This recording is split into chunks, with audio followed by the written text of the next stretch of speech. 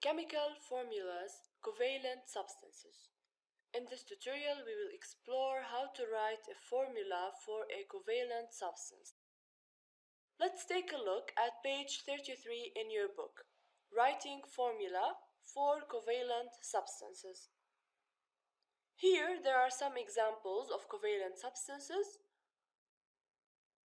like hydrogen H2, oxygen O2, chlorine Cl2, hydrogen chloride HCl, CO2 carbon dioxide, and H2O, which is water. All of these are covalent substances because covalent bonds exist between the atoms. The formula simply counts the number of atoms combined to make a compound. So the formula of a substance shows you the atoms and the number of each atom that make up the molecule. For example, if we take a look at H2, hydrogen, there are 2 hydrogen atoms in the one molecule, and therefore the formula is H2. Suppose you have to work out a formula on your own. Suppose you have to work out the formula for phosphine, which is a simple compound of phosphorus and hydrogen. So we know so far that phosphine is made up of phosphorus and hydrogen, but we don't know how many atoms of each are present in one phosphine molecule. The first thing to do is to go back to the periodic table and take a look at the location of phosphorus and hydrogen. This is phosphorus, P, and it has an atomic number of 15, which is written on the top left corner. So phosphorus has an atomic number equal to 15, and its symbol is P. So it has 15 protons and 15 electrons.